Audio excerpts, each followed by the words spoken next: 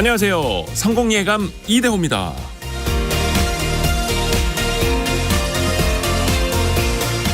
페이스북과 인스타그램, 틱톡, 스냅챗, X, 디스코드 등 글로벌 SNS 플랫폼 기업의 최고 경영자들이 한자리에 섰습니다.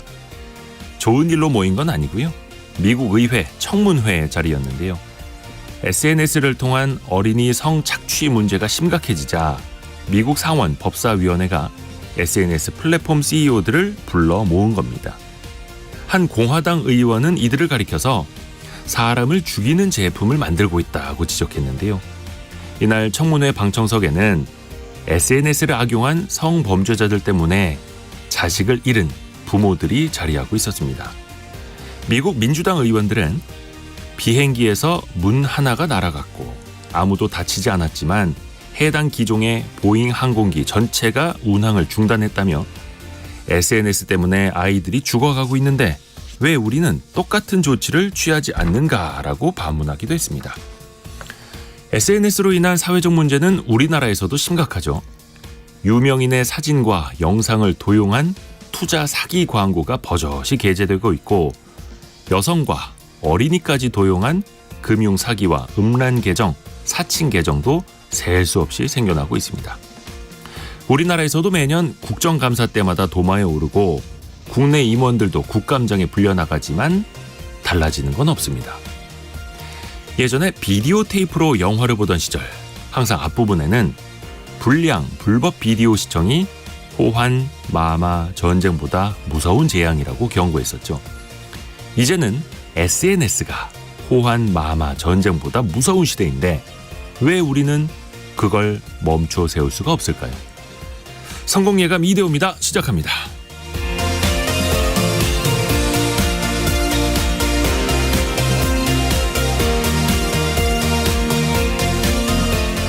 안녕하세요. 이대호입니다.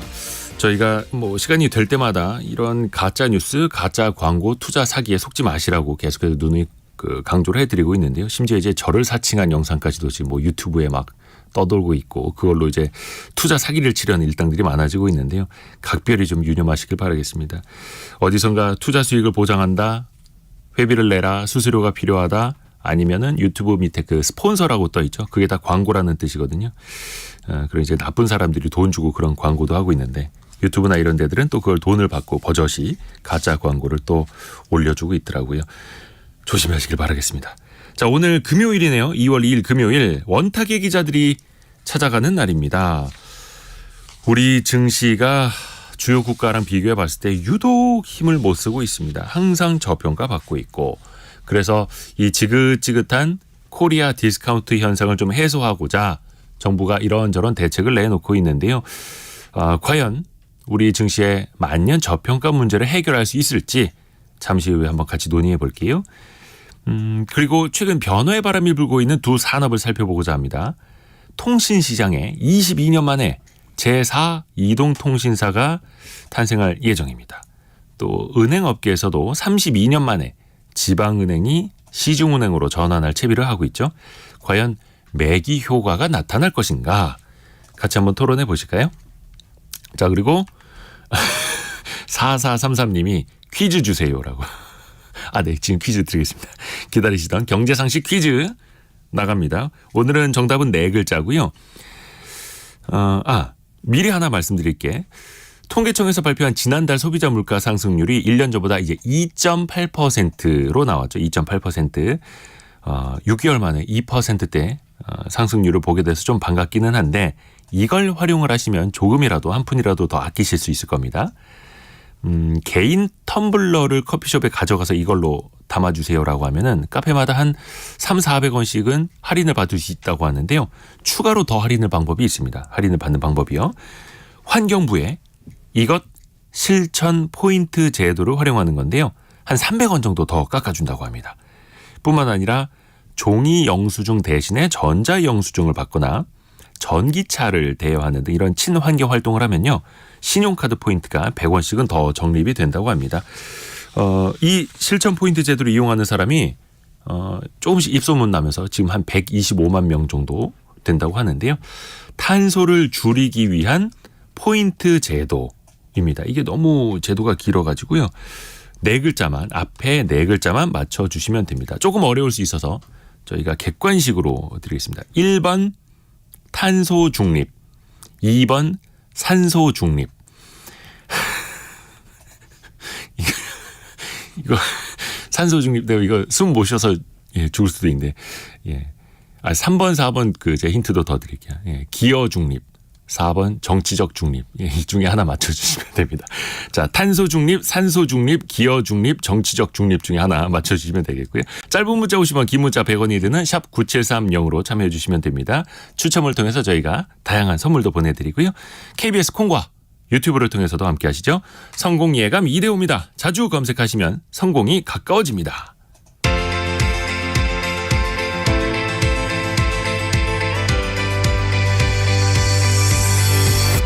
KBS 1라디오 성공예감 이대호입니다. 이정주님은 벌써 이 실천 포인트 제도 여기 가입이 돼 있다고 벌써 보내주셨네요. 와, 저도 한번 해봐야겠습니다. 원탁의 기자들 만나보시죠. 손서구 경제평론가, 머니투데이 방송 염현석 기자, 비즈워치 박수익 기자 함께합니다. 안녕하세요. 안녕하세요. 우리나라 증시에 항상 따라붙는 꼬리표 코리아 디스카운트. 한국 증시이기 때문에 한국 증시에 상장한 한국 기업이기 때문에 저평가 받을 수밖에 없다. 이 꼬리표를 좀 떼내야죠. 정부에서도 좀 움직이고 있고요. 박수익 기자부터 좀 이야기해 주실까요? 네.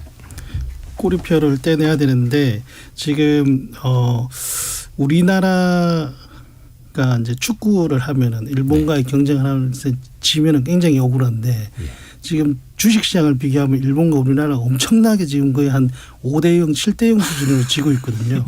이 현실을 우리가 먼저 좀 보면서 얘기를 하면 어떨까 싶은데 일본이 이제 니케이 225라고 대표 지수 중 하나가 있는데 이게 지금 최근 10년 그래프를 보면은 등산을 하듯이 계속 이제 우상향을 하고 있는데요. 이게 2012년 말에 기준으로 보면은 그때 10,000포인트였는데 지금 36,000포인트까지 갔으니까 3배 이상 엄청나게 올랐습니다. 그 기간에 코스피 주식은 어떠냐 하면은 2,000대에서 코로나 때 반짝 올랐다가 다시 2,000대 안에서 박스권인데 이게 왜 그러냐 지금 이게 지금 우리나라 증시에서도 좀 분석들이 많이 나오고 있는데 여러 가지 요인들이 있을 것 같습니다. 이게 뭐 일본의 구조적인 저금리도 있고 또 일본에서 여러 가지 이제 일본이 전통적으로 저축을 많이 하는 그런 국가였는데 저축 대신 투자를 유도하는 여러 가지 세금 혜택을 주면서 그런 내용들이 있고 그런데 좀 더 본질적으로 보면은 제 아무리 이제 주식이 싸 보이거나 저금리로 인해서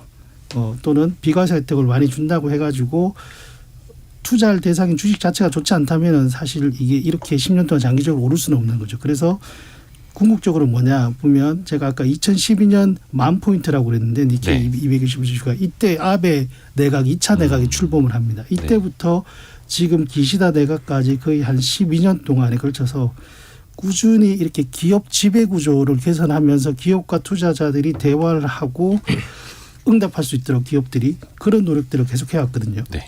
그게 일본에서 이제 2012년에 시작했던 일본의 전략 이름이 영어로는 이제 저페니즈 100 일본 재형 전략이라고 하는데 우리나라 이 말로 풀어보면 일본이 돌아왔다 그런 거잖아요. 그래서 일본 증시가 진짜 돌아왔습니다. 이게 30년 만에. 그렇죠. 지금 80년대 그 버블 경제 이후 최고치 34년 만에 최고치를 가고 있고 그 바탕에는 제대로 한번 평가를 다시 받아보자. 이런 정책들이 있었던 거고요. 제가 한 말씀 드리면 손석구 평론가? 일본 증시가 참 뭐 저는 사실 이제 우리가 일본과 한국이 이제 뭐 역사적인 어떤 그런 배경을 차치하고 잘하고 있다라는 거는 우리가 가져와서 우리도 뭐 배워야죠. 배워야죠. 배울 건 배워야 되는데 이거는 확실히 배울 필요가 있는 게 참 삼박자가 맞아떨어졌던 것 같아요. 그러니까 아까 우리 박수 기자 말씀하셨던 뭐 엔저도 있지만 뭐 아베노믹스에 의해서 이제 어쨌든 엔화를 많이 찍어내고 이제 시장에 풀면서 엔저가 더 심해졌죠. 거기다가 뭐 30년 뭐 잃어버린 30년 얘기하면서 오랫동안 마이너스 금리를 유지했던 거. 뭐 여기에 대한 갑론을박도 있겠지만 지금의 상황과 연결지어 보면 어쨌든 도움이 됐습니다. 여기다가 이제 정책 의지. 작년 초에 이제 뭐 일본 그 도쿄 증권거래소가 내놨던 소위 이제 우리가 요즘 얘기하는 저 PBR과 관련한 뭐 기업 밸류 업 프로그램과 관련된 걸 이제 일본이 먼저 했었죠. 작년에 이제 2차례에 걸쳐서 일본 상장사들에게 기업 주주가치 제고 방안을 마련하라라는 부분들, 이런 것들로 인해서 나타난 변화들이 사실 오늘 니케이 지수가 이렇게 계속해서 최고치를 찍어가고 있는 그 배경 밑바탕이 된 거라고 보고, 참 효과가 여기에 확실했던 건 투자자들도 환호했지만 정책적 타이밍도 잘 맞아떨어졌던 것 같아요. 네. 작년 초에 이 증시 부양책이 이제 이렇게 나왔던 시기가 보면 아시아 증시를 이제 예를 들어서 우리 한국, 일본, 뭐 중국까지 묶어서 홍콩까지 묶어서 이렇게 보게 되면 중국이나 홍콩 쪽에 많이 그 쏠려 있던 자금들이 작년에 이제 중국 경제가 흔들리면서 자금들이 많이 빠져나갔고, 이 자금들이 어디로 갔냐? 결국 일본으로 갔거든요. 그때 또 마침 이제 일본이 어떤 주주가치 제고 방안을 기치로 내걸고 증시 띄우기에 나섰고, 이런 것들이 이제 맞아떨어지면서 오늘 니케이가 이렇게 상당히 많이 올랐기 때문에 참 그 이웃나라 국가이지만 부럽다, 그런 면들을 보면, 그래서 우리 코리아 디스카운트가 상대적으로 더 부각이 됐던 요즘의 모습이었던 것 같습니다. 저도 잠깐 한마디만 네. 해보고 싶은 게 있는데요. 저희가 이제 주식을 흔히 분석을 할 때 시장을 그냥 분석을 하고, 이제 저는 보통 시장을 보는 것보다 이제 전반적인 산업적인 측면이라든지 정책적인 측면을 주로 취재를 하다 보니까 그런 쪽으로 봐보니까, 어제 이거 준비하다 재밌는 기사를 봤습니다. 영국 파이낸셜 타임즈에서 네. 지난달, 그러니까 1월 말에 기사가 하나 났던데요. 일본 증시가 왜 이렇게 올라가고 있냐에 대해서 산업적인 분석을 해놨더라고요. 네. 그래서 이거를 이게 텔레비전이면 좀 보여드리겠지만 그 표를 하나 있었었는데, 네. 일본 니케이 225랑 미국 S&P 500 지수랑요, 네. 똑같이 올라갑니다. 여기 보시면 이렇게 순환이 똑같이 올라가는 걸 볼 수가 있는데, 커플링 됐다라고 네. 표현을 하는데, 그런데 여기에 정확하게 디커플링 된 게 바로 이제 홍콩 항생 지수입니다. 거기 이제 반대로 내려 꽂고 있죠. 네, 근데 우리나라 지수가 홍콩 항생 지수와 정확하게 커플링되어 있습니다. 그러니까 우리는 안 좋은 거 따라가고. 네, 예. 그러니까 이거를 어떻게 분석을 했냐면요, 산업, 그러니까 탈중국화, 그러니까 중국과의 디커플링을 이제 성공한 나라가 일본, 성공하지 못한 나라를 한국이라고 분석을 해놨더라고요. 가장 큰 이유 중에 하나가 2012년 아베노믹스 이렇게 2차 내각하면서 엔저를 팍팍 풀면서 했었던 게 네. 미국과 엄청나게 거리를 좁힙니다. 일본이. 그러니까 미국 일변도로 미국을 중심으로 한 모든 정책이 그렇게 가거든요. 하지만 우리나라는 중국이 엄청 큰 시장이고 어쩔 수 없는 시장이기 때문에 이렇게 버리지를 못하고 오다가 그게 한 10년 정도 지나가니까 이게 디커플링이 됐다. 디커플링이 되지 않았다가 지금 이 결과로 나온 것 아니냐라는 기사를 봤는데 읽다 보니까 그럴듯해 보이더라고요. 그래서 한번 소개해드리고 싶었습니다. 참고로 저희가 2부에서는 중국 투자 전문가인 이제 찐링 님과 함께 중국 경제, 중국 증시 다각도로 또 짚어보는 시간이 있습니다. 2부도 기대해 주시길 바라겠고요. 근데 어찌됐든 간에 이게 우리나라 증시 코리아 디스카운트 현상의 근본부터 사실은 좀 체크를 해봐야 되잖아요. 왜 이 코리아 디스카운트 현상이 있고, 그냥 단순하게 일본이 뭐 PBR 100, 그러니까 순자산 가치만큼도 주가를 못 받는 기업들에게 이거 소명하라, 어떻게 재평가받도록 할 건지 계획을 내라라고 해서 올랐다라고 해서 우리가 그것만 따라한다라고 해서 이게 해법이 되는 건 아니지 않습니까? 그렇죠. 예, 박수익 기자. 일단 뭐 일본의 그 지금 현재 그 주주가치 제고를 이끌고 있는 사람이 일본 우리로 따지면 거래소 사장, 네. CEO인데 야마지 히로미라는 분인데, 이분이 이제 노무라 증권 출신이고 현장 경험도 풍부한데 지금 거래소에서 와서 하고 있는데, 중요한 것은 이 거래소가 주도를 하고 있어요. 확실하게 PBR 1배 미만 계산하라. 근데 우리 같았으면, 만약에 우리가 한국 거래소 지금 손병두 이사장 이런 분들이 이런 식으로 야마지 히로미 일본 거래소 CEO처럼 하면은 바로 어떤 얘기가 나올까? 기업 경영에 왜 거래소가 간섭하냐? 관치금융이다. 뭐 이런 얘기할 때 나올 것 같아요. 그래서 우리나라 한국거래소 이사장은 거의 대대로 금융위원회, 금융감독원 네. 이쪽에서 오죠. 네. 근데 일본은 일단 특징적인 게 일본 정부가 이거를 강력하게 뒷받침해주고 있고, 일본 우리나라의 국민연금에 해당하는 일본의 연금 GPIF라고 거기서 굉장히 또 서포트를 해주고 있는데, 이게 인식 전환이 중요한 것 같아요. 그러면 일본 정부는 왜 누구 좋아라고 자꾸 기업들을 어떻게 보면 괴롭히냐. 주주가치 제고하라고 외국인 투자자 좋으라고 하냐. 그게 아니라 기본적으로 이 일본이 이런 정책을 펼쳤던 목적은 국민들의 재산을 증식시키겠다. 그러니까 저금리 시대인데 우리 계속 저금리로 갈 텐데 은행에만 자꾸 돈 넣어두지 말고 그러니까 저축하지 말고 투자해라. 그러면 세금도 줄여주겠다. 그렇게 해서 소득을 늘려라. 그래 주가가 올라서 소득이 많아지도록 국민들의 소득이 많아지도록 우리가 정책적으로 주가 부양에 힘쓰겠다. 이런 일단 메시지가 있거든요. 네.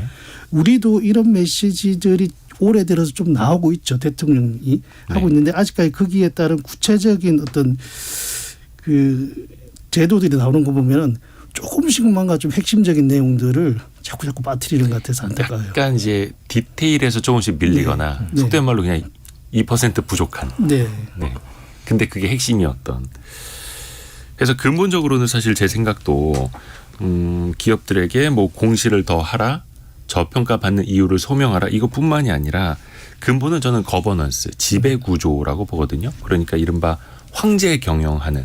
그래서 어떤 상장사는 갖고 있는 순현금의 가치보다도 시가총액이 훨씬 더 낮고 심지어 시가총액 한 2배 이상의 현금을 갖고 있는데도 그 주식은 저평가될 수밖에 없는. 왜냐하면 그냥 회장님 혼자 하고 싶은 대로 다 하고 있고 막 이러다 보니까 이런 걸 좀 바꿔야 될 텐데요. 그 여러 김현석 가지 원인들이 있는 네. 것 같습니다. 그러니까 일본과 우리나라 기업을 자꾸 비교를 하게 되는데요. 일단 근본적으로 그 한일 기업들 간의 지배 구조가 다릅니다. 일본은 거의 소유와 경영이 명확하게 구분이 되어 있는 경우가 되게 많습니다. 회장 같은 경우에도요. 사원부터 진급해서 올라가는 흔히 말하는 이제 셀러리맨 회장이 되게 많고 하지만 우리나라 같은 경우에는 이제 흔히 말하는 오너라고 하죠. 이제 오너십을 가진 오너 회장이 되게 많습니다.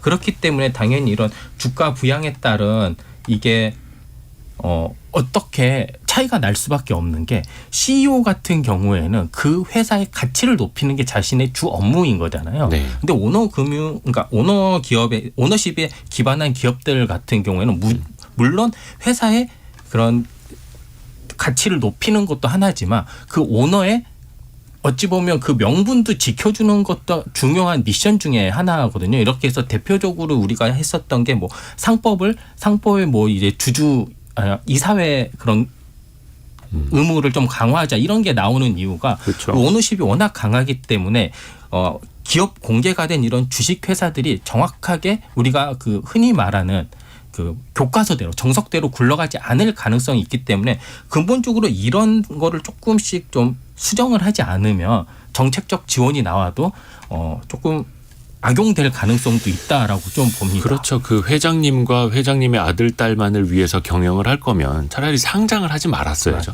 근데 이제 투자자들에게 자금을 공모 받아놓고 공개 기업이라고 하면서 1인을 위해서만 이제 경영을 한다라면 그건 이제 근본적인 문제가 있는 거고 그래서 소유와 경영이 분리가 돼야 하고 만약에 이른바 그 총수라고 하는 이 오너라고 하는 혹은 이제 최대 주주라고 하는 사람의 자식들까지도 만약에 경영을 하고자 한다면 검증을 받아야죠.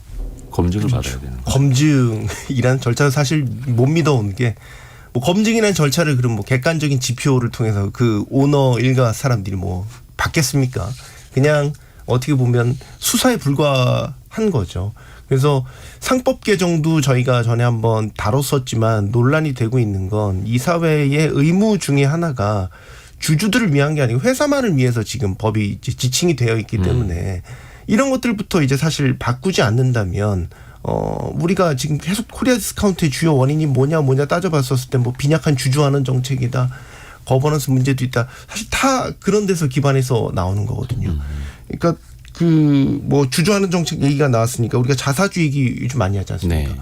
우리나라 기업들은 특히 이제 자사주 정책에 있어서 되게 보수적이지만 매입을 하고 미국 기업 같은 경우는 이제 소각을 다 하는 게 이제 정기적으로 소각을 하면서 이제 주가를 끌어올리는 그런 촉매제로 활용을 하는데 우리는 매입까지만 하죠. 네. 그리고 이제 들고 있다가 오히려 그 자사주 가격 오르면 팔기도 하고요. 그러니까 시장에서는 자사주 매입에 대한 효과를 아주 긍정적으로 보지 않고 어떻게 보면 나쁘게 해석하는 그런 경우도 있기 때문에 뭐 이런 것들이 하나의 문화처럼 이제 자리 잡은 게 우리의 문제라고 봐요. 그래서 정말 하나하나 뜯어고칠 거면은 사실 말씀하신 대로 거버넌스 문제부터 제대로 뜯어고쳐야 되지 않을까라는 생각이 들죠. 이게 자사주라는 게 회사 돈으로 회사가 자기 회사 주식을 갖고 있는 거니까 원칙적으로는 모든 주주의 자산과 똑같은 건데 그게 최대 주주 한 명의 이권을 위해서 또 활용이 될 수 있기 때문에 이 부분을 경계해야 되는 거고 아까도 박수익 기자가 항상 이제 정책에서 발표가 되면 항상 뭔가 좀 모자라다라고 네. 말씀해 주시죠. 저도 그 생각을 하거든요. 자사주 매입 소각 그 의무 빠졌죠. 이 정책이 이번에 빠졌죠. 빠졌고 또 근본적으로 아까 잠깐 말씀하시면 이게 우리나라가 자꾸 기존의 체제를 무너뜨리기 쉽지 않겠다라고 자꾸만 판단하고 근본적인 해결책을 자꾸 패싱을 하는데 지난번에 저희가 한 달 전에 얘기했던 이 상법 개정 대통령께서 이렇게 워딩을 하시면서 이거 이러면 이게 이사 충실 의무에 주주의 이익도 고려하도록 하는 게 들어가지 않느냐라고 했을 때 제가 그거 빠질 것 같다는 느낌 그런 얘기를 했었는데 지금 정부의 선을 긋고 있잖아요. 그 부분에 대해서 다른 쪽으로 우회로를 택하고 있는데 지금 일본 얘기를 하니까 일본에서 보면 일본 회사법이나 일본의 경제산업성이라고 거기서 여러 가지 발표한 지침들 또는 법 해석을 보면은 기본적으로 지배주주와 일반 주주의 이해상충 문제가 있을 때 일반 주주를 보호하기 위한 내용을 담으라는 게 일본의 여러 가지 정부가 밝힌 지침이나 회사법의 이른바 그 법 해석에서는 그렇게 해석론에서는 그렇게 하고 있거든요. 좋은 방향이네요. 예. 근데 우리는 법무부가 이런 어떤 이사 충실 의무 강화하는 것은 조금 추상적이고 선언적인 규정에 그칠 가능성이 있다. 이렇게 발표를 했잖아요. 네. 저는 법무부의 그 말이 더 선언적이고 추상적인 것 같아요. 구체적으로 좀 네. 일반 모든 주주를 보호를 해야 하는데 네. 사실 이게 너무나 당연한 거거든요. 주식회사이기 때문에 모든 주주가 표를 의결권을 주신 만큼 보호를 받아야 하는 건데 우리나라는 그게 아직도 안 돼 있다라는 거고요. 그 대표적으로 또 하나 들 수 있는 게 이런 게 안 되는 사회이사 비중이 우리가 한국 기업들이 낮잖아요. 네. 그러니까 이게 물리적인 숫자 자체도 사회이사 비중이 낮게 되면 사실상 이 사회가 계속 우리가 거숭이 논란, 그러니까 사실상 지배주주의 거숭이 논란밖에 그칠 수밖에 없다는 게 이런 외부에서 들여온 어떻게 보면 견제를 할 수 있는 사회이사 비중이 미국이나 일본 이런 나라들에 비해서 현저히 낮다는 것도 이게 하나의 우리가 지표로 볼 수 있는 거예요. 그럼 이런 것들 비중 높이는 사회이사 비율을 법으로 약간 의무적으로 높이게 하는 이런 것들을 이제 정책 강화를 해야 되는데 사실 이런 것들을 건드리지 않고 계속 우회로만 선택하는 것 같다는, 그러니까 전공법을 그렇죠. 선택하지 않는 것 같다는 느낌이 계속 받게 되는 거죠. 그래서 이제 근본적으로 바꿔야 되는 거고 지금 강인규 님이 지적해 주신 것처럼 일본과 비교할 필요도 없습니다. 일단 젊은 투자자들이 다 미국장에 투자하고 있어요. 라고. 그러니까 지금 정말로 많은 분들이 한국 시장은 안 된다.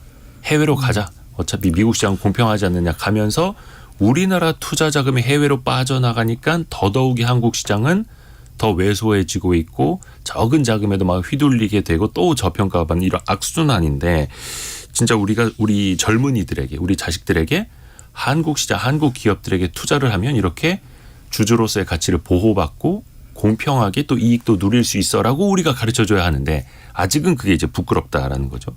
요거 짧게 좀 짚어야 될 게 또 최근에 순자산 가치만큼도 안 되는 그런 기업 밸류가 있을 때 이걸 이제 기업 가치를 높이도록 하는 정책을 내세우겠다라고 하니까 이른바 저PBR 저평가 가치주들이 막 급등을 하거든요. 막 테마주처럼 막 형성이 돼가지고 이것도 또 하나의 쏠림 현상이 나타나더라고요. 요즘 주식이든 이런 투자 시장에 보면요. 네. 뭔가 유행을 타면 투자도 밈처럼 활성화가 되는 것 같습니다. 네. 이게 워낙에 이렇게 확산 속도가 빠르고 이렇게 단기 자금들이 쏙쏙 몰리다 보면 성과로 보여지잖아요. 그렇다 보면 언제 출발하느냐에 따라서 내 수익률의 차이가 하루 먼저 하면 몇십 프로 더 이런 정도까지 차이가 날 수 있으니까 서로 막 과열 경쟁도 붙는 것 같고요. 그러다 보니까 쓸데없이 이런 쓸데없는 것까지 아니면 불필요한 밈까지 해서 저 PBR주 테마주처럼 이렇게 딱 가는데 사실 저 PBR이라는 게 우리가 예전에 말했던 이제 가치 투자인 거잖아요. 네. 그러면 이제 가치 투자가 원래 나올 때는 장이 진짜 밑바닥까지 떨어진 다음에 보통 나온다고 하더라고요. 이게 2000년대 이제 닷컴 버블 이후 그리고 이제 2008년 리먼 이후에 그때 이제 안정적인 투자 성향이 커지면 이제 가치주 투자가 이제 되고 그 가치주 투자 보통 이제 저 PBR 기업들로 이렇게 그 종목들로 몰리는데 지금은 이게 정말 바닥인지도 조금 의심스러우고 그런데 뭔가 하나의 이런 정책적인 테마주처럼 묶이고 또 그 테마주의 성향들을 보면 또 총선과 또 엮여 있는 경우들이 또 왕왕 있더라고요. 이런 걸 보면 투자를 조금 조심할 필요도 좀 있겠다라는 생각도 듭니다. 지금 이제 투자 문화가 원체 이제 쏠림과 유행 중심으로 또 가는 것 같고 이건 이제 길게 봐야 하는 건데 거의 한 2, 3년치 하락분을 한 일주일 만에 급등해버리고 쏠림 현상이 심합니다.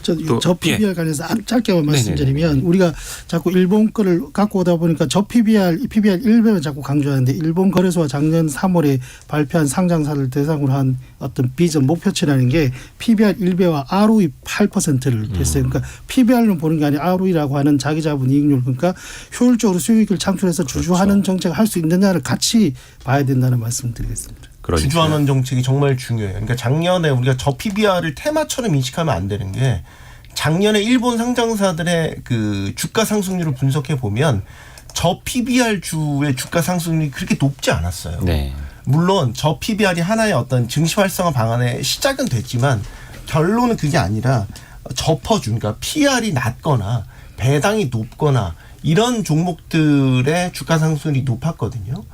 이 얘기는 뭐냐면 결정적으로 보면 전체적으로 주주 친화적인 기업이 많은 투자자들의 주목을 받았고 주가가 많이 올랐다라는 뜻이에요. 그러니까 저 PBR 하나만 갖고 이것만 갖고 PBR 낮은 것만 찾아야지라고 투자를 만약에 결정하신다면 큰 낭패를 볼 수도 있습니다. 사실 코리아 디스카운트 이야기하려면 1시간, 2시간, 한 10시간도 모자란데 할 말이 참 많은데 참 내일 그 성공예감 별책 부록 시간에 현금의 재발견이라는 책을 가지고 VIP 자산운용의 최준철 대표와 함께 이야기를 나누거든요. 이 내용이 사실 한 7, 80년대만 하더라도 미국 기업들도 주주환원에 대한 개념 이런 게 별로 없었다라고 해요. 근데 이제 미국 시장도 한 반세기 사이에 많이 바뀐 거거든요. 이제 우리는 그걸 배워가야 하는 거고 내일 별책 부록 시간에 현금의 재발견 그 내용을 한번 같이 들어보시면 또 좋을 것 같습니다. 두 번째 이슈로 좀 넘어가야 되는데요. 경제상식 퀴즈 한 번 더 말씀드리고 두 번째 이슈로 갈게요. 탄소를 줄이면서 탄소 배출을 줄이면서 포인트도 받는 제도입니다. 일종의 도랑치고 가재 잡고 같은 건데요. 인터넷 검색창에 이것 실천 포인트만 검색하시면 됩니다. 이 네 글자인데요. 조금 번거로운 것도 사실은 좀 있다고 합니다. 커피 브랜드의 자체 앱을 설치해야 하고요. 그 후에 포인트 제도를 좀 연동해야 한다고 하네요. 마트나 편의점에서 전자영수증을 받을 때도 포인트가 쌓이긴 하는데 각 업체마다의 앱을 설치해야 돼서 조금 번거로움이 있다고 합니다. 그래서 환경부에서 자체 앱 개발을 진행 중이긴 한데 빨리 좀 통합이 되면 더 편리할 것 같습니다. 이 실천 포인트 제도. 근데 그 앞에 붙는 네 글자. 1번 탄소 중립, 2번 산소 중립, 3번 기여 중립, 4번 정치적 중립. 네. 우리 저기 성공예감 청취자들 수준이 얼마나 높으신데 좀 보기가 너무 이거는 사실 여러분께 뭐 맞춰라 틀리라가 아니라 상식을 키워드리기 위해서 드리는 거니까요. 예. 9266님이 안녕하세요. 이승엽입니다. 항상 감사합니다. 예, 정답 맞춰주셨고요. 예, 이승엽님 감사합니다. 저는 이대호입니다. 자, 짧은 문자 50원, 긴 문자 100원이 되는 샵 9730이나 KBS 콩으로 정답과 의견 많이 보내주세요.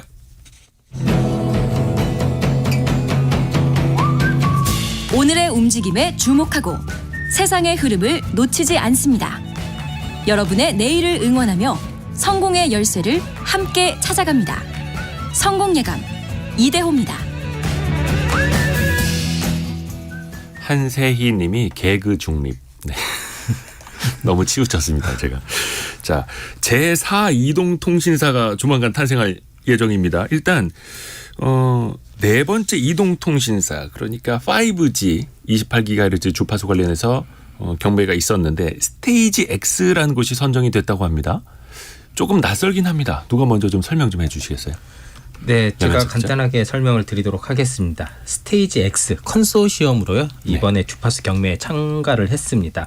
스테이지 5라는 알뜰폰 사업자가 이제 주도를 한 거고요. 여기에 신한투자증권, 연세의료원, 한국과학기술원, 그러니까 카이스트고요. 그다음에 폭스콘 계열사 FIH 모바일, 그다음에 공항, 경기장, 공연장 업체들이 참여했거나 참여가 추진 중인 컨소시엄입니다.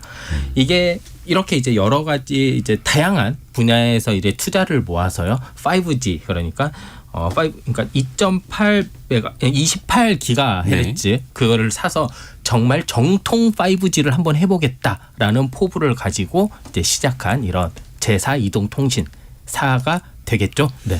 이게 이제 어떤 의미가 있느냐를 봐야 되는데 사실 지금 많은 분들이 5G 폰을 쓰고 계십니다만 네. LTE 폰이랑 별 차이 못 느끼시잖아요. 근데 요금 차이는 느끼고 어쩌다가 제4 이동통신사까지 정부가 필요하다라고 생각을 하게 됐을까요?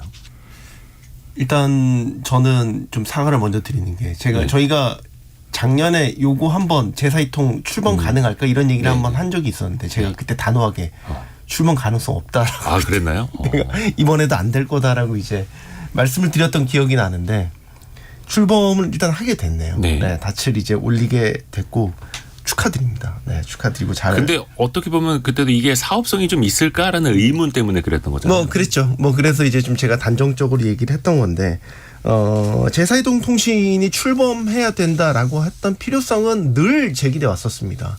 왜냐하면 지금 이제 3사로 고착화되어 있는 통신 시장에 있어서 요금이라든지 단말기 경쟁력 이런 것들이 거의 변별력이 없을 정도로 다 대동소이 비슷해진 상황에서 4G에서 5G로 넘어가는 뭐 이런 그 과도기적 상황에서 요금만 올라갔다. 그다음에 단말기 가격만 비싸졌다. 그리고 더더욱이 소비자들의 선택지는 점점 없어져 간다. 이런 이제 지적들, 불만들이 계속 쏟아져 나왔었거든요. 네.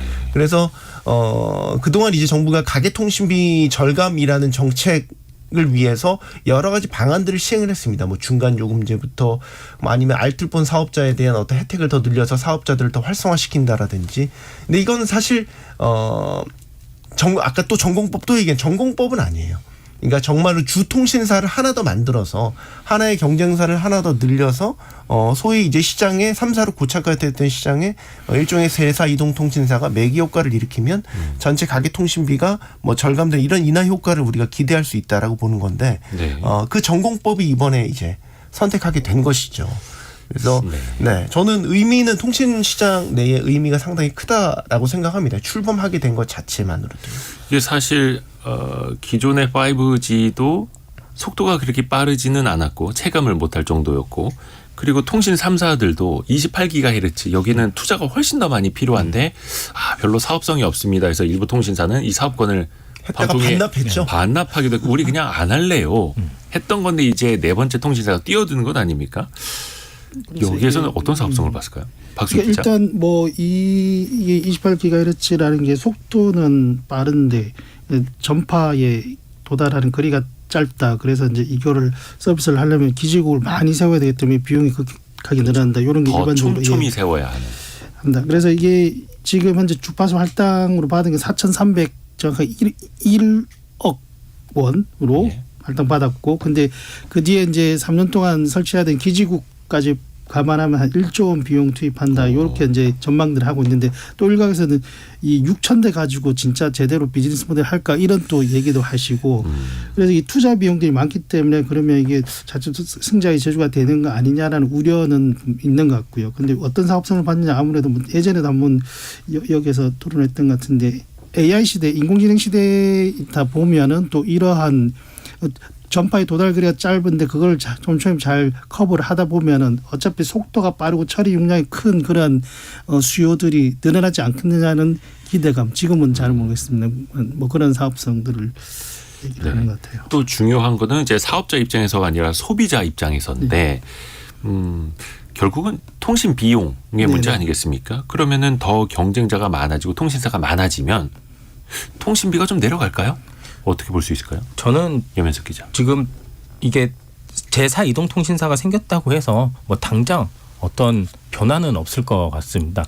아까 여기서 다들 말씀하신 것 같이 굉장히 이제 새롭게 개척해야 되는 인프라 시장인 거잖아요. 네. 그러면 이게 정확하게 효과를 보고 효율성을 내고 영향을 미치려면 인프라가 어느 정도 깔린 상태에서 사용 가능한 그런 구역이 좀 있어야 되는데 여기 이 회사의 계획 역시 일단 전문 분야, 그러니까 뭐 의료라든지 공연 이렇게 B2B 영역 정도에 먼저 사용을 한다고 하고 B2C 영역은 점차 이제 넓혀간다라는 이런 기본적인 전략으로 보면요.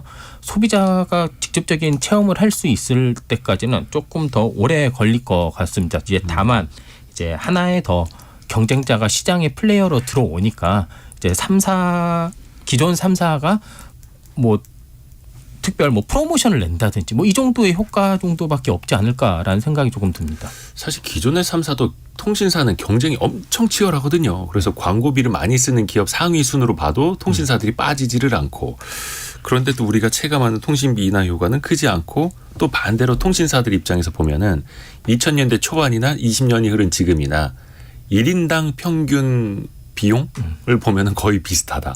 또 이렇게 항변을 하고 있고요. 하나만 말씀드릴게요. 네. 이 정보통신정책연구원에서 작년 12월에 낸 그 보고서가 있는데 좀 이게 좀 흥미로워요. 예. 그러니까 해외 이동통신 시장 구조 변화와 MVNO 보고서라는 거예요. 그러니까 MVNO는 여기서 알뜰폰을 얘기하는 거거든요. 네. 여기서 보면은 이제 이 통사의 알뜰폰 시장 점유율이 이 통사가 4개인 국가가 3개인 국가보다 2.0%포인트가 더 높았대요. 이 얘기는 이제 이동통신사가 4개면 그 나라의 이 통사가 보유하고 있는 알뜰폰 시장의 점유율이 더 높았다라는 얘기거든요. 3개일 때보다 4개일 때 알뜰폰 점유율이 더 높았다는 얘기죠. 이걸 이제 해석한 거를 보니까 기존 이통사들이 신규 이통사를 견제하기 위해서 알뜰폰 사업에 정책적으로 더 힘을 실어줬기 때문이라 이런 분석을 내놨더라고요. 그러면 지금 알뜰폰 점유율이 높아진다라는 건 이제 알뜰폰은 기본적으로 기존 이통 3사 요금제보다 낮습니다. 뭐 크게는 뭐 2만 원, 3만 원까지 낮거든요. 그러니까 알뜰폰 점유율이 높아진다는 건 이제 전체 가계 통신비 구조에서 보면은 통신비는 절감이 될 여지가 있다라고 보고 있는 것이죠. 뭐 이런 흥미로운 보고서가 있고, 저는 이제 제4이통통신사가 저는 궁극적으로 보면 어쨌든 가격이나 효과는 있을 것인데 조건부가 있다고 봅니다. 일단은 단말기 가격을 굉장히 얼마나 경쟁력 있게 싸게 들어오느냐가 관건이 될 것 같아요. 네. 이번에 이제 뭐 폭스콘 같은 이제 중국 이제 단말기 업체와도 이제 협약을 맺었다고 하는데 28GHz를 지원하는 단말기 중에서 지금 우리 흔히 쓰고 있는 단말기는 다 웬만하면 지금 100만 원 넘잖아요. 아주 저가형 아니면은. 근데 이제 100만 원 미만에 혹은 더 낮게 50만 원 미만에 상당히 경쟁력 있는 쓸만한 폰들을 잘 수급해 오면 그거는 충분히 시장에서 효과가 있을 거라고 봅니다. 우리 가계통신비는 요금도 요금이지만 단말기 가격까지 포함한 보통 통신비를 한꺼번에 그렇죠. 얘기를 하거든요. 그래서 단말기를 잘 들여오면 경쟁력이 있을 것이다. 그리고 기존 이통사들이 유지하고 있는 오프라인 유통 구조는 아마 제4이동통신사를 그렇게 따라가진 않을 거예요. 아마 온라인 기반의 유통 구조를 만들 거예요.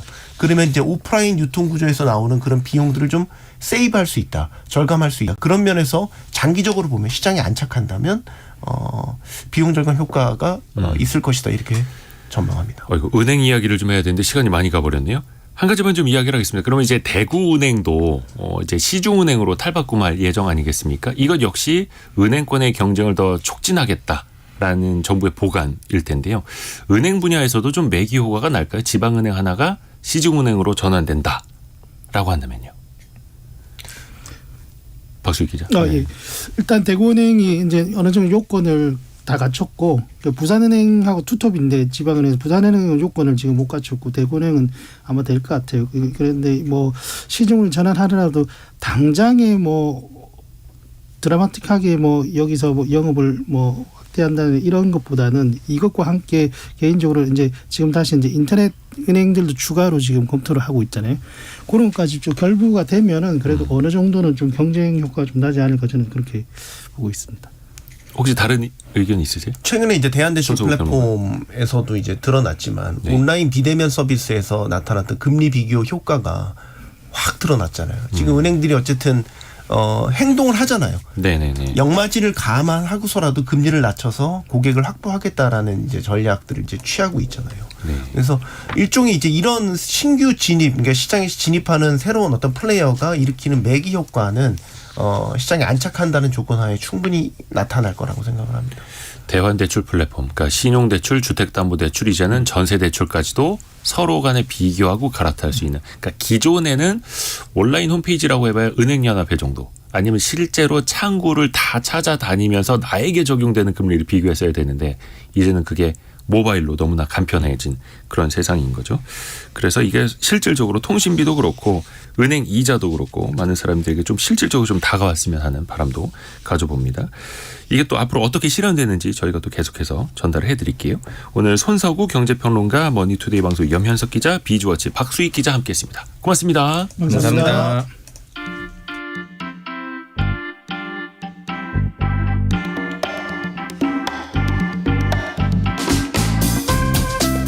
지금 여러분께서는 KBS 일라디오 성공예감 이대호입니다를 듣고 계십니다. 참여해주신 여러분께는 추첨을 통해 아름다운 식탁 창조 주비푸드에서 자연에서 갈아 만든 생와사비를, 쉽고 빠른 판촉물 제작 시너지 기프트에서 대용량 에어프라이어를, 그리고 성공예감에서 준비한 커피 쿠폰을 보내드립니다. 당첨자는 성공예감 이대호입니다 홈페이지에서 확인하세요. 이지현 님이 아침 시작은 성공 예감으로 라고 또 보내주셨습니다. 아유, 고맙습니다. 지난해 기준으로요, 우리나라 인구 중에서 65세 이상 노령층이 973만 명이라고 합니다. 전체 인구의 20%에 육박하죠. 그런데 올해 기준으로는 그 20%를 넘어서면서 우리나라가 초고령화 사회로 진입할 게 거의 확실시 된다고 하죠. 그러면서 또 주목을 받는 산업도 나오긴 마련입니다. 요양보호사라는 직업에 많은 분들이 관심을 갖고 계시는데요. 오늘 직업의 세계 시간에 요양보호사를 좀 자세히 살펴보죠. 한경자벤조이 강홍민 기자입니다. 안녕하세요. 안녕하세요. 요양보호사, 이게 자격증이 필요한 거잖아요. 맞습니다. 국가 자격증이 필요합니다. 국가 자격증, 시험을 통과해야 되는 거고. 그렇죠. 이거 좀 많이 어렵나요? 이게 2018년부터 장기 요양 제도가 시작되면서 매년 응시자와 그 합격자가 좀 늘어나고 있는 상황인데 이 한국 보건의료인 국가시험원 통계를 보니까 네. 지난해 1월부터 10월까지 시험 응시자 수가 28만 5천여 명 정도 됐고요. 네. 합격률은 90%가 조금 안 되는 한 80% 후반대 정도 나왔습니다. 그럼 합격률이 높은 거네요. 높습니다. 예. 그러니까 이제 한 10명 중 9명은 합격한다고 보시면 되는데 시험을 보니까 이 총 4과목이었고 요양보호 개론을 비롯해서 요양보호 기초 지식 등 이제 요양보호사들이 알아야 할 기본 지식과 정보들을 정보에 대한 내용이었고요. 자격증을 취득하고 나서도 이 네. 교육과 실습 과정을 거쳐야만 요양보호사로 활동을 할 수 있었는데 올해부터 2024년부터는 이제 교육 시간이 240시간에서 320시간으로 좀 늘어났고 꽤 기네요. 320시간이면. 그렇죠. 합격한 후에도 이제 센터에서 계속 주기적으로 교육을 받아야 활동할 수 있었습니다. 320시간의 실습을 해야만 완전한 이제 자격증이 나온다. 그러면 어디 요양원이나 이런 데 가서 실습을 하는 건가 보네요. 맞습니다. 센터에서 이제 요양보호 센터에서 실습을 하고 있습니다. 근데 이게 합격률이 80~90%다라는 건 이게 절대 평가인가 봐요. 네. 상대 평가는 아니고 합격률 자체는 높고 이게 또 노년층도 많이 도전할 수 있는 자격증이고. 근데 요양보호사는 이제 정확히 어떤 일 하시는 분들인가? 사실 이게 엄연한 국가 자격증을 따신 분들인데 네. 좀 선을 넘는 요구를 하시는 분들도 있다면서요. 요양보호사분들에게. 맞습니다. 기본적으로 이분들의 역할은 이제 뭐 몸이 아프신 예. 노인들 그리고 환자들을 돌봄 케어를 하는 그렇죠. 역할인데 제가 인터뷰한 분뿐만 아니라 이분이 속해 있는 센터에서도 굉장히 이 부분을 좀 강조했어요. 예전에는 이 요양보호사가 집으로 방문을 하게 되면 네. 거의 파출부 부리듯이 이것저것 집안일을 시키는 분들이 굉장히 많았었다고 합니다. 집안일까지. 뭐 잔심부름을 시키는 분들도 있고 뭐 김장, 청소, 빨래 그리고 가족들 식사를 좀 챙겨달라. 심지어는 이제 강아지 산책도 좀 시켜달라는 분들도 있었다고 합니다. 그래서 제가 만난 분도 이제 한 10년 정도 경력이 되신 분이었는데 이분이 처음 할 때 이런 부탁 때문에 너무 힘들어서 살이 한 8~9kg 정도 빠져가지고 그만둘까 생각도 했다고 합니다. 최근에는 이제 이런 문제가 굉장히 심각해지면서 이 요양보호 센터에서 이 요양보호사가 이제 해야 할 일 그리고 하지 말아야 할 일을 철저히 교육을 시킨다고 하고요. 그리고 이제 케어 대상자죠. 케어 대상자뿐만 아니라 이제 그 가족들에게도 이런 교육을 해가지고 예전보다는 좀 나아졌다고는 하는데 아직까지 이런 부분이 좀 존재한다고 합니다. 그렇죠. 아니 요양보호사한테 강아지 산책을 시켜달라고 그러면은 그 요양 케어를 해드려야 될 분, 돌봄을 받으려야 될 분은 그 사이에 뭐 하고 있는다는 뜻이에요. 저희가 앞뒤가 안 맞는 말이기도 한데 그래서 정확히 요양보호사의 업무 범위가 어디서부터 어디까지다 이거 확실히 좀 알아야겠네요. 요거 설명 좀 해드릴게요. 예. 우선 이제 돌봄 어르신이라고 표현을 하는데 이분의 집을 방문을 했을 때 예. 오전 그리고 오후 시간을 선택을 하게 돼 있고요.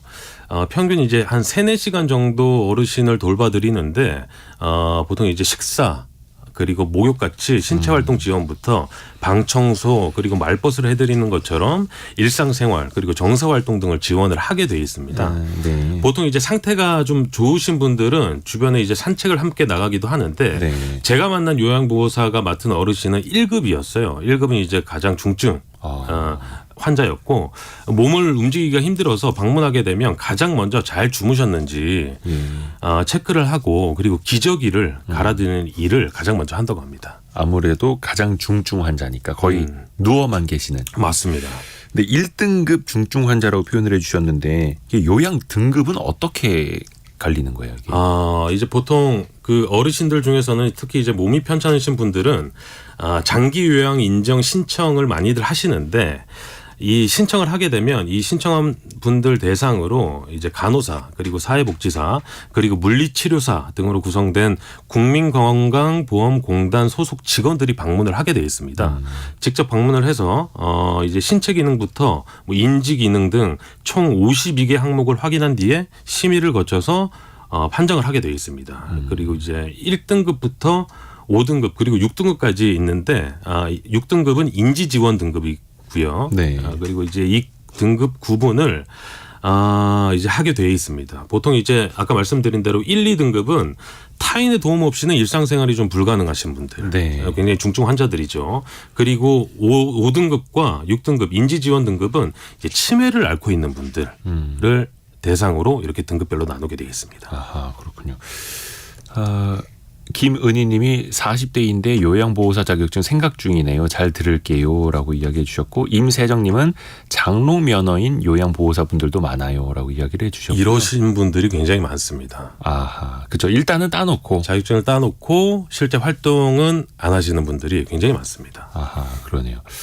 근데 아까 보니까 어떤 분이 김종무님이 성추행을 하는 경우도 있다라고. 근데 이 요양보호사분들 체력적으로도 그렇고 정신적으로도 그렇고 아무래도 좀 힘들 때가 좀 많으실 것 같은데요. 맞습니다. 그 청취자분들 중에서도 방금 소개하신 이제 40대 분들도 따시려고 이제 생각을 좀 하시지만 네. 보통은 5, 60대 여성분들이 많습니다.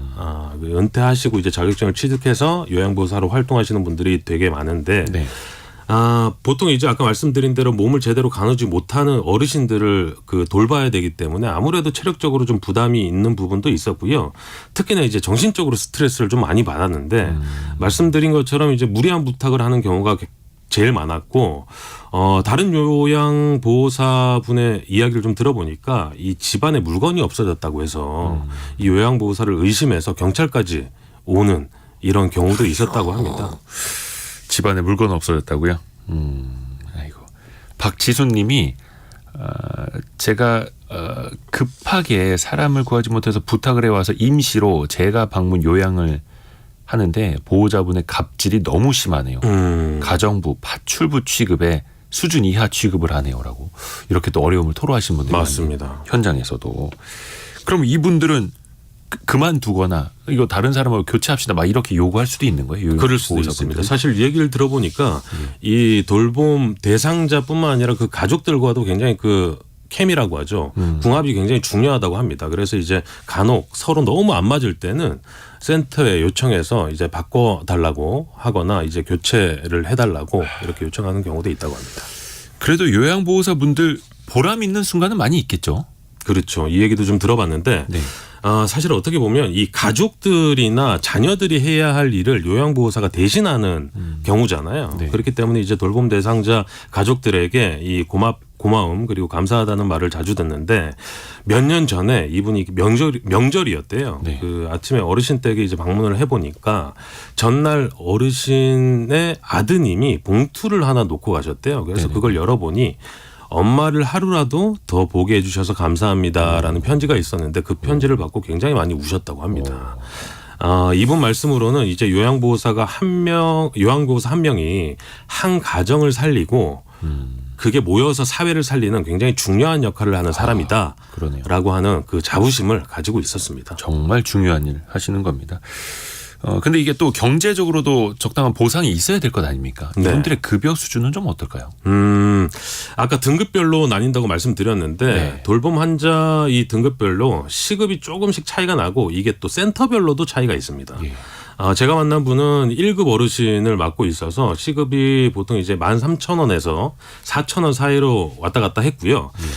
나머지 등급은 이제 1,000원 정도 차이가 있었는데 이분의 경우에는 오전 8시 반부터 오후 1시 반까지 매일 5시간씩 공휴일 제외하고 이렇게 활동을 하다 보니까 월 한 200만 원대 초반이었습니다. 근데 이제 요게 아까 말씀드린 대로 다른 센터와 조금 차이가 있는데 여기에는 이제 중증 수급자 가산금과 장기 근속 장려금 그리고 비급여 서비스 근무를 포함해서 이 비급여가 포함된 금액이었고요. 보통 이제 이분은 오전에만 이 요양보호사로 활동을 하시지만 다른 분들은 오전 오후 두 타임을 하는 분들이 많으시다고 해요. 그래서 이제 급여가 조금 더 그분들은 올라가는 걸로 참고하시면 될 것 같습니다. 또 이 요양보호사 자격증을 혹시나 만에 하나 내 가족이 어려움에 처했을 때 내 가족을 돌보기 위해서 자격증 하시는 분들도 많죠. 네, 맞습니다. 이 요양보호사의 돌봄이 어렵거나 아이고, 시간이 다 됐네. 그렇습니까? 요거는 나중에 또 기회가 될 때 알겠습니다. 듣도록 하겠습니다. 저희가 2부에서는 찐링 중국 전문가와 함께 중국 경제 상황을 한번 짚어보겠습니다. 강웅민 기자와 함께 했고요. 같이 인사드리죠. 고맙습니다. 감사합니다. 2부에서 곧 뵙겠습니다.